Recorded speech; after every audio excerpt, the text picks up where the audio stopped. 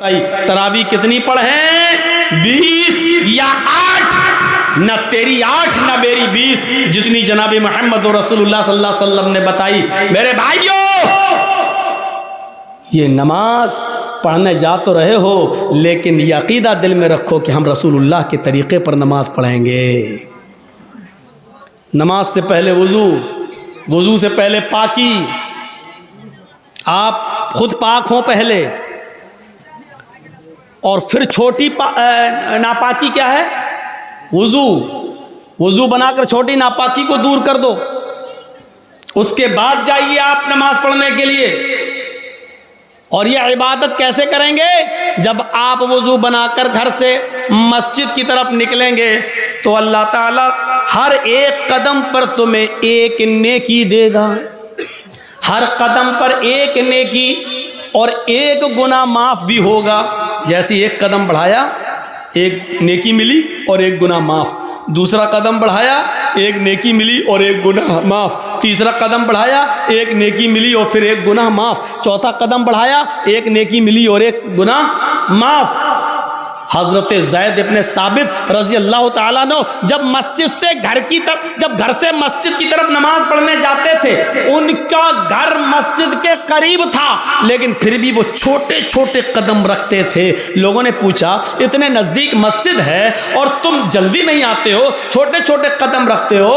तो उन्होंने यही हदीस पढ़ के सुनाई थी कि अल्लाह के नबी ने फरमाया, तुम में से जब कोई शख्स मस्जिद में नमाज के लिए जाता है तो उसके हर एक कदम पर एक नेकी मिलती है और एक गुनाह माफ हो जाता है। मैं इसलिए छोटे छोटे कदम रखता हूं ताकि मेरे कदम की गिनती ज्यादा हो जाए, मुझे नेकियां ज्यादा मिल जाएं और मेरे गुनाह ज्यादा से ज्यादा मिट जाएं। तो मेरे प्यारे साथियों, ये आपको तभी मिलेगा जब आप घर से वुजू बनाएंगे, और वुजू बनाने के बाद जब घर से निकलेंगे तो हालत वुजू का सवाब और वुजू में नमाज के लिए जो कदम उठेंगे ये बावुजू होकर जब उठेंगे तो उस पर और ज्यादा सवाब।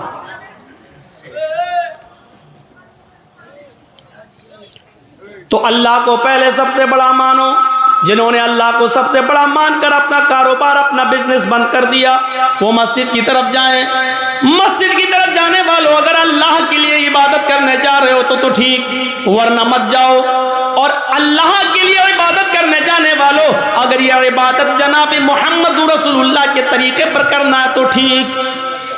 अब ये 3 चीजें बताने के बाद अब कहा जा रहा है, सुनो, ये 3 चीजें, अल्लाह को सबसे बड़ा मान लिया और इबादत अल्लाह के लिए करने जा रहे हैं, और यह इबादत नबी के तरीके पर करने का इरादा है, नबी के तरीके पर, नबी ने जैसे बताया है।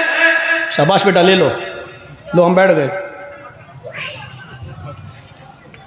लो। ये लड़का आगे चल के क्या बनेगा बताइए तो? अरे कुछ नहीं, उसके घर वालों ने भेजा, फोटो लेके आओ। इतना हम आप जिस स्कूल में पढ़ रहे हैं ना, उसका मैं हेडमास्टर रह चुका हूँ। ये बच्चा क्या जाने बेचारा फोटो लेके, उसको किसने भेजा हम लोग सब समझ रहे हैं। चलो, तो हो गया बेटा, वीडियो बना रहे हो क्या?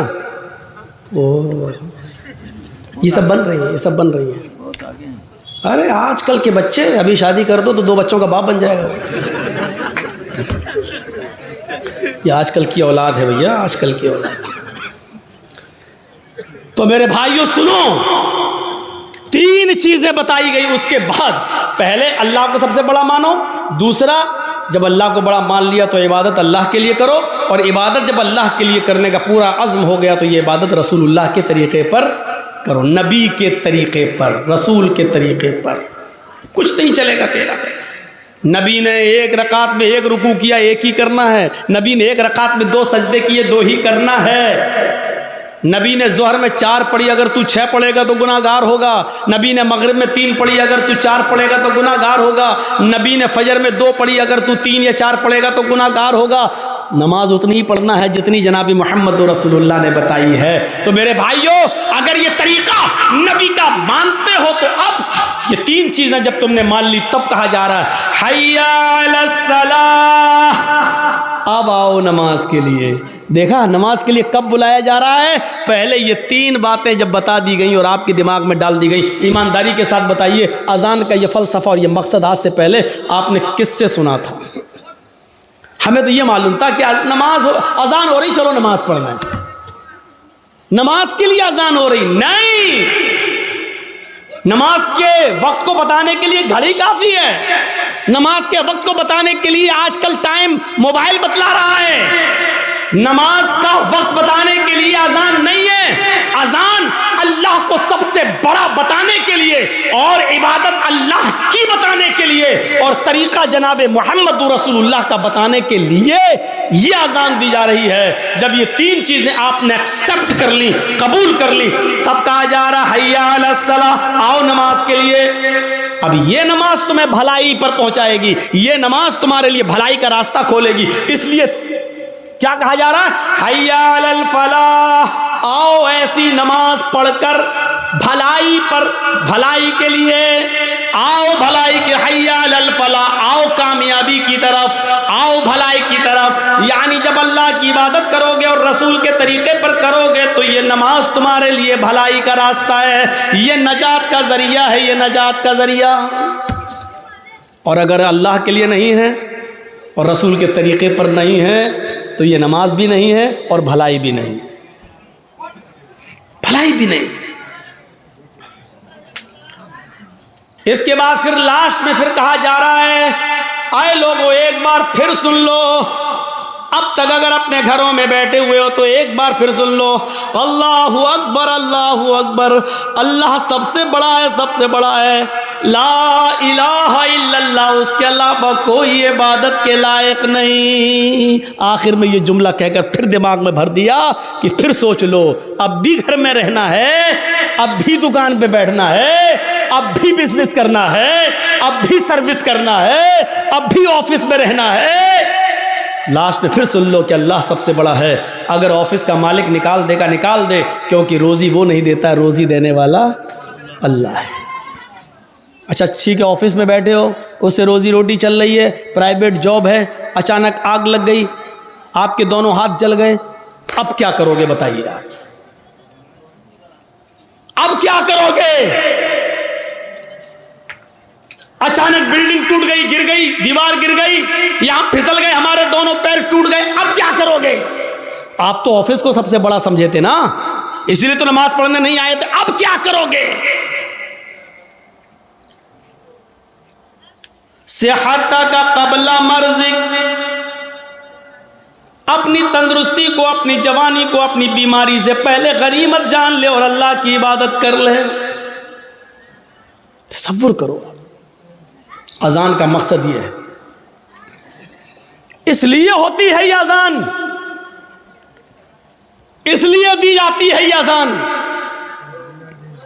ताकि अल्लाह का सबसे बड़ा होने का तसव्वुर हमारे दिमाग में रहे और अल्लाह की इबादत करने का तसव्वुर हमारे दिमाग में रहे और इबादत जनाब मोहम्मद रसूलुल्लाह सल्लल्लाहु अलैहि वसल्लम के तरीके पर करने का तसव्वुर हमारे दिमाग में रहे।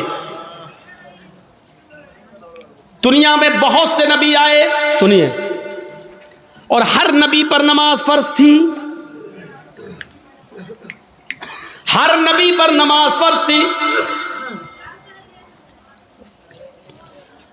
हजरत इब्राहिम अलैहिस्सलातु वस्सलाम ये कहा करते थे, इन्ना सलाती व नुसुकी व महयाया व ममाती लिल्लाहि रब्बिल आलमीन, मेरी नमाज, मेरी कुर्बानी, मेरी जिंदगी और मेरी मौत अल्लाह के लिए है। कुरान कह रहा है ना, इन्ना सलाती व नुसुकी व महयाया व ममाती लिल्लाहि रब्बिल आलमीन, मेरी नमाज, मेरी कुर्बानी, मेरी जिंदगी, मेरी मौत किसके लिए? अल्लाह के लिए। इसका मतलब यह है कि इब्राहिम अलैहिस्सलाम पर भी नमाज फर्ज थी। जब अपनी बीवी हाजरा को और अपने बच्चे छोटे इस्माइल को जब छोड़ दिया था बियाबान जंगल में, और जब चले गए बहुत दूर, बीवी और बच्चे की आंखों से ओझल हो गए, तो इब्राहिम अलैहिस्सलाम ने जो दुआ की थी वो दुआ को देखो कुरान रिकॉर्ड करता है, और रब्बी इन्नी अस्कंतु मिन ज़ुर्रियती बिवादिन गैरि ज़ी ज़रा इंद बैतिकल मुहर्रम लियुकीमुस सलाह इलाहुल आलमीन। ओ अल्लाह रब्बुल आलमीन, हमने अपनी बीवी को, हमने अपने बच्चे को एक बियाबान जंगल में तेरे हवाले छोड़ दिया है। उस जंगल में कोई इंसानी आबादी नहीं है, उस जंगल में कोई रहता नहीं है, कोई बंदा नहीं है। बिवादिन गैरी ज़ी ज़रा, बेआबू गयाबा दिए, वहां दरख्त भी पैदा नहीं होते, वहां बियाबान जंगली जंगल है, वहां से कोई काफिला भी नहीं आता है। थोड़े बहुत दरख्त जो दिख रहे हैं उन पर परिंदों के घोंसले भी नहीं है, एक चिड़िया का भी पता नहीं है। ऐसी बियाबान जंगल में जो गैर आबाद है, गैर ज़ी ज़रा है, उस जंगल में हमने अपने बीवी बच्चों को छोड़ दिया है। इंदा बैतिकल मुहर्रम, तेरे काबिल एहतराम घर के पास, जहां तेरा घर तामीर होगा, जहां हमें तेरा घर बनाना है, जहां खाने काबा को बनाना है, जहां किबला बनना है, जहां किबले की तामीर होना है, तेरा घर बनना है, ऐसे घर के पास हमने अपने बीवी बच्चे को छोड़ दिया है। लियुकीमुस्सलाह, ताकि उससे फैलने वाली जुर्रियत, मेरे बीवी बच्चे लियुकीमुस्सलाह, नमाज कायम कर सकें, नमाज अदा कर सकें, नमाज पढ़ सकें।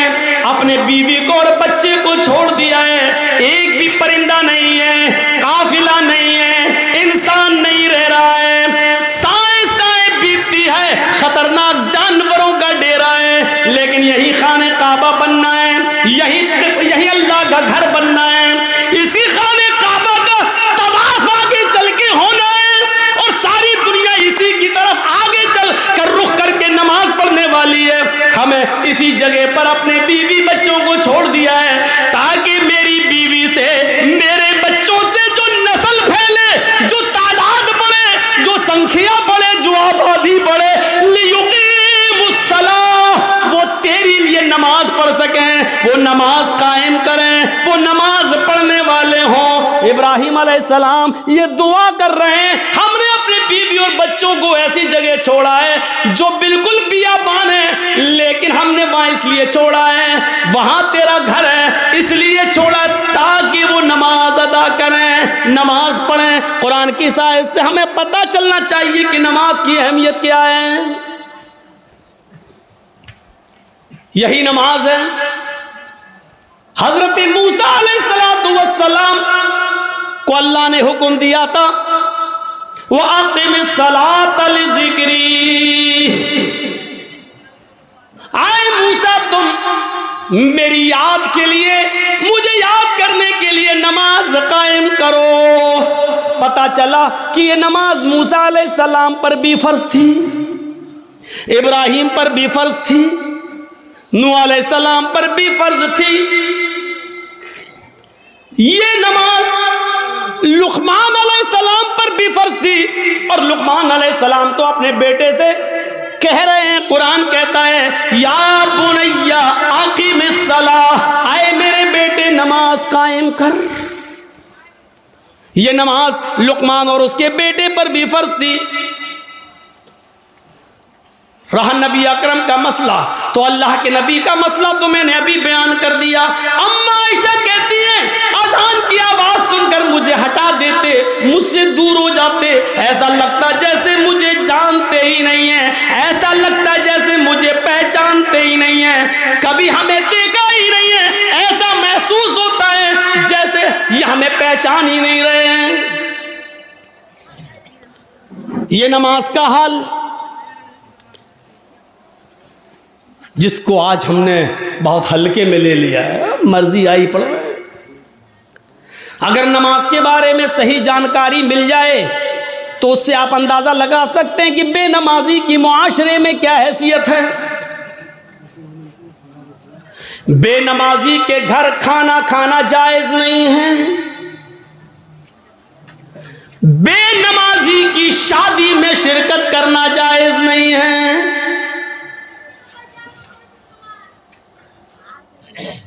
अगर किसी लड़की की शादी किसी बेनमाजी से हो जाए तो उस लड़की का बेनमाजी पति के साथ रहना जायज नहीं है। समझाए, मानता है तो ठीक है, नहीं मानता तो अलग हो जाए। सवाल यह है कि वो तलाक ना दे तो क्योंकि बेनमाजी मुसलमान ही नहीं है, और जब मुसलमान नहीं है तो किसी काफिर के निकाह में रहने की जरूरत भी नहीं है। ये निकाह ऑटोमेटिकली फिस्क, अपने आप खत्म। बेनमाजी के हाथ का खाना जायज नहीं है, बेनमाजी के हाथ का पानी जायज नहीं है।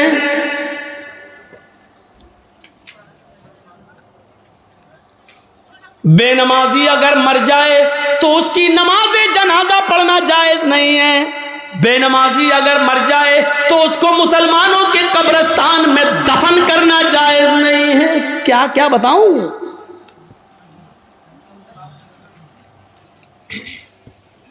लेकिन सब चल रहा है।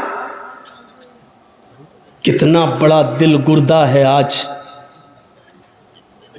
जिसकी हैसियत ये हो और शादी के मौके पर हम ये ना देखें। पूछते हैं लड़की पढ़ी लिखी है? हाँ। कितनी? कुरान पढ़ी है। कितना बड़ा कारनामा है, कुरान पढ़ी है।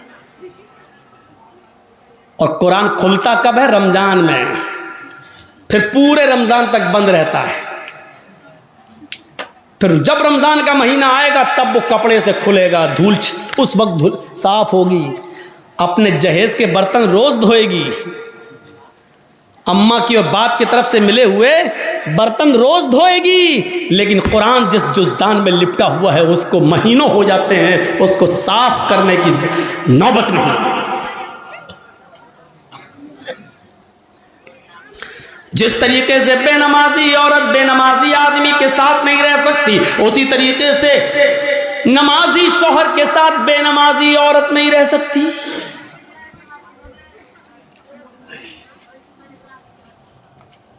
देख रहे हैं आप, इन नबियों पर भी नमाज फर्ज थी।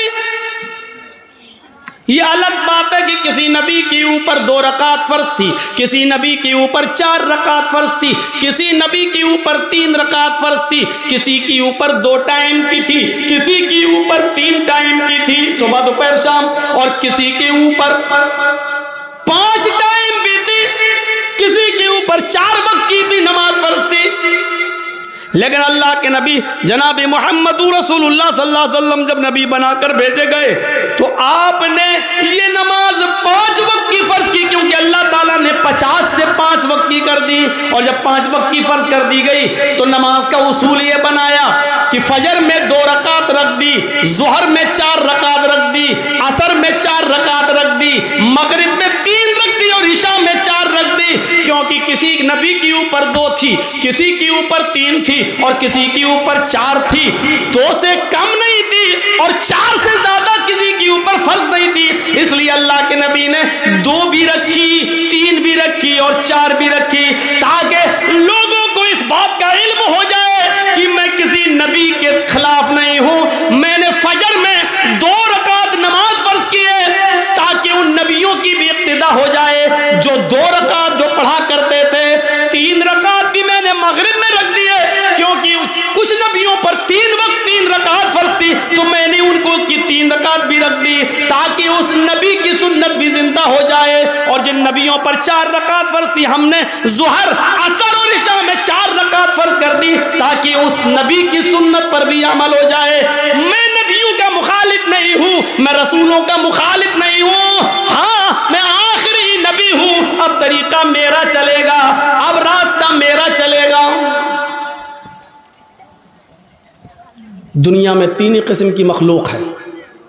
एक मखलूक जो हमेशा खड़ी रहती है, जैसे पेड़, दरख्त, पहाड़, ये खड़े हैं।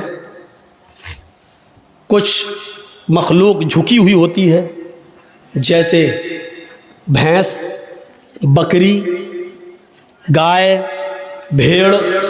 आप देखिए, हम लोग जब ऐसे रुकू में चले जाएं तो बिल्कुल वही शक्ल हो जाती है। और कुछ मखलूक ज़मीन से चिपकी हुई होती है, जैसे छिपकली, चूहा। दीवार पे भी चढ़ेगा तो चिपका हुआ होगा, ज़मीन पे होगा तो ऐसे होगा। ये 3 ही किस्म की मखलूक है, चौथी कोई किस्म नहीं है।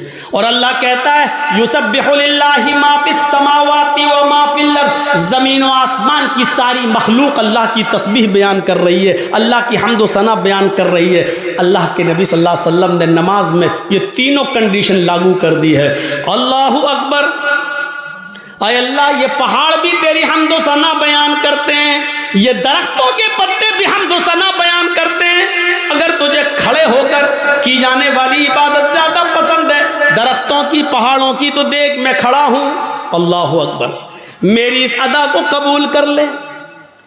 अगर तुझे चार पैर वाले जानवरों की इबादत ज़्यादा पसंद है तो देख मैं झुक गया हूँ। अल्लाहु अकबर, मैंने रुकू कर लिया है, देख मैंने भी उनकी तरह शक्ल बना ली है। अगर तुझे छिपकली, चूहे और जमीन पर रेंगने वाले कीड़े मकोड़े, सांप बिच्छुओं की इबादत और उनकी तस्बीह पसंद है तो देख मैं सजदा कर रहा हूं।